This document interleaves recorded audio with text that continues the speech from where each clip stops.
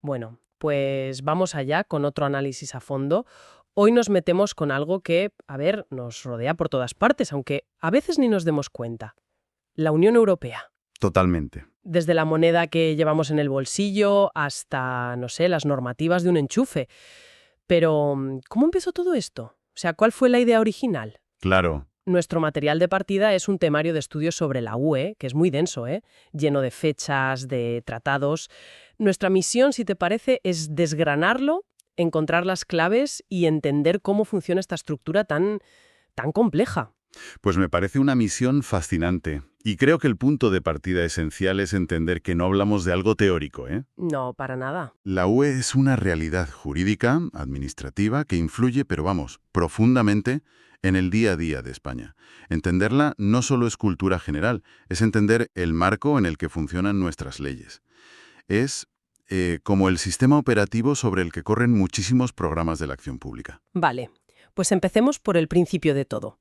La historia, según estos apuntes, arranca justo después de la Segunda Guerra Mundial. Europa está literalmente en ruinas. Físicas y morales. Y entonces a unos tipos a los que llaman los padres fundadores, como Robert Schuman o Jean Monnet, se les ocurre una idea que parece simple pero a la vez es radical: hacer que otra guerra entre europeos fuera, y cito, no solo impensable, sino materialmente imposible. Una frase potentísima. Es que es increíblemente ambiciosa. A ver, después de esa guerra tan brutal, ¿cómo convences a Francia y Alemania, que eran enemigos acérrimos, de que se fíen el uno del otro? Con otro tratado de paz, si ya se habían firmado muchísimos antes. Y ahí está la genialidad de la propuesta, la que se conoce como la Declaración Schuman del 9 de mayo de 1950. No era un simple tratado de buenas intenciones. No. Era algo profundamente pragmático, casi diría maquiavélico en su inteligencia. La idea era, en plan, vamos a dejar los grandes discursos y a centrarnos en lo que de verdad se necesita para hacer la guerra: el carbón y el acero. O sea, controlar conjuntamente los ingredientes básicos para fabricar tanques y armas. Exactamente. Pero la clave no es solo el control, es que obligabas a los ingenieros, a los burócratas, a los industriales de Francia y Alemania a sentarse en la misma mesa todos los días, Ah, claro. a trabajar juntos con hojas de cálculo, con logística, con planes de producción. Estabas creando confianza no con palabras, sino con hechos. Hacías que la paz fuera rentable y la guerra una pesadilla burocrática. Y económicamente un suicidio, supongo. Le quitabas toda la épica al conflicto y lo convertías en un problema de gestión. Claro, de repente tu antiguo enemigo es tu socio en un proyecto del que dependen miles de empleos. Y esa idea, por lo que veo, cuajó, se convirtió en la Comunidad Europea del Carbón y del Acero, la CECA. El primer paso concreto, sí. Creada por el Tratado de París en el 51. Y no solo Francia y Alemania, ¿eh? Se sumaron Italia y los 3 países del Benelux: Bélgica, Países Bajos y Luxemburgo. Esos 6 fueron los pioneros. Precisamente. Y el éxito de la CECA fue la prueba de concepto que necesitaban. Demostró que la cooperación económica pragmática podía tener un efecto político pacificador enorme. Entonces la pregunta pasó a ser, si funciona con el carbón y el acero, ¿Por qué no con todo lo demás? Y de ahí a los Tratados de Roma de 1957 solo había un paso. que según el temario crearon 2 comunidades más, una para la energía atómica, la Euratom, y la que de verdad lo cambió todo, la Comunidad Económica Europea, la CE. Ahí está. Aquí es donde se habla por primera vez de un mercado común. Correcto. Y ese es el pilar de todo lo que vino después. El objetivo de la CEE era crear un espacio sin fronteras interiores para la libre circulación de 4 cosas, las famosas 4 libertades. Bienes, personas, servicios y capitales. Exacto. En los años 50, con una Europa llena de fronteras, de aduanas, de proteccionismo, esta idea era revolucionaria. Era la promesa de que, no sé, un camión de naranjas valencianas pudiera llegar a Múnich tan fácilmente como a Valladolid. O que un ingeniero de Milán pudiera trabajar en París sin trabas. Justo. Y el proyecto fue cogiendo tracción. Por un lado, empezó a crecer en tamaño con las ampliaciones. En el 73 entraron Reino Unido, Dinamarca e Irlanda. Y luego, un momento clave para nosotros, 1986. Se unen España y Portugal. Sin duda. Para España, esto fue mucho más que un acuerdo económico, ¿no? Fue como el sello definitivo de la consolidación de la democracia. Totalmente. Para la generación de la transición, entrar en Europa era sinónimo de modernidad, de democracia, de dejar atrás el aislamiento. Y a la vez que la comunidad se ampliaba, lo que el temario llama widening, también se profundizaba, o deepening. Que se iban cediendo más competencias, ¿no? Eso es.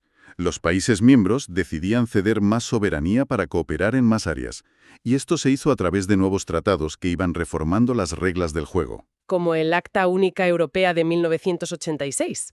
Yo pensaba que el mercado común ya existía, pero el temario dice que este tratado buscaba completarlo para el 93. Es que no era tan común hasta entonces. Es una gran pregunta. Existía sobre el papel, pero en la práctica seguía habiendo miles de barreras que no eran aranceles. Ah, vale. Normativas técnicas distintas para un mismo producto, trámites burocráticos diferentes en cada frontera.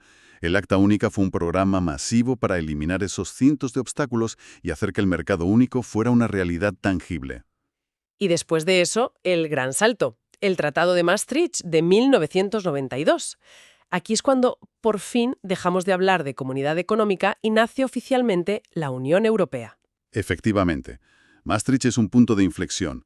Crea una estructura de 3 pilares, el pilar comunitario de siempre, el económico, y 2 nuevos de cooperación entre gobiernos.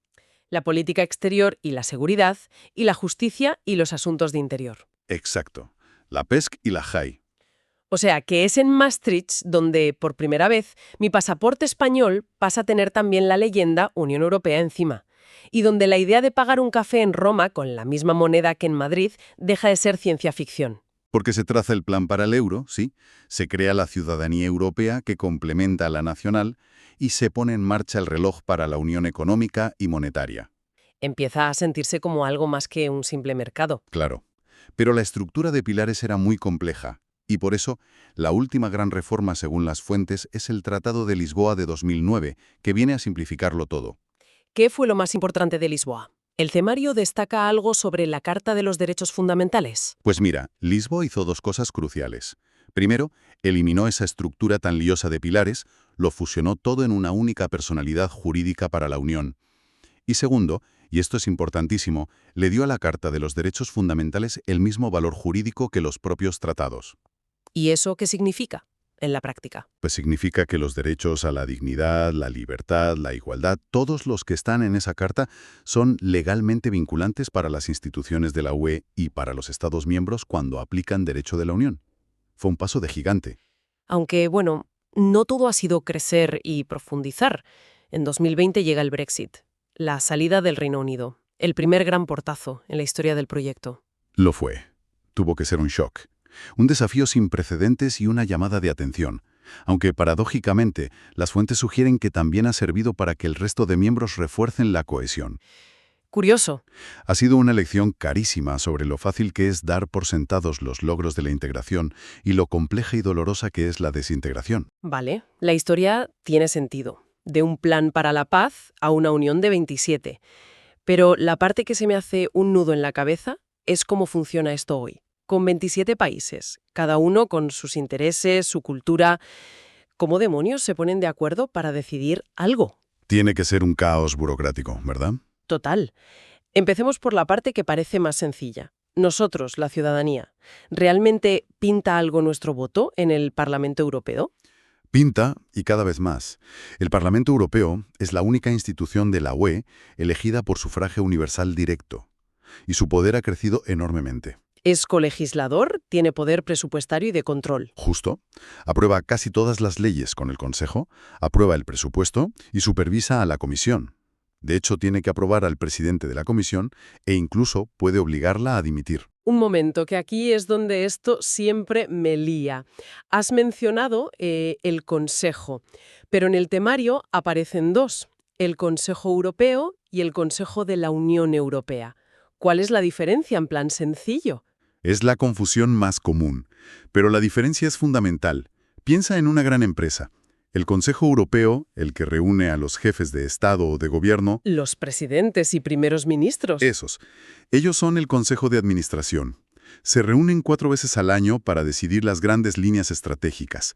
No legislan, no se meten en los detalles, fijan el rumbo. Vale, el Consejo Europeo son los grandes jefes marcando la estrategia. ¿Y el otro? El Consejo de la Unión Europea, o Consejo de Ministros, son los directores de departamento. Cuando hay que aprobar una ley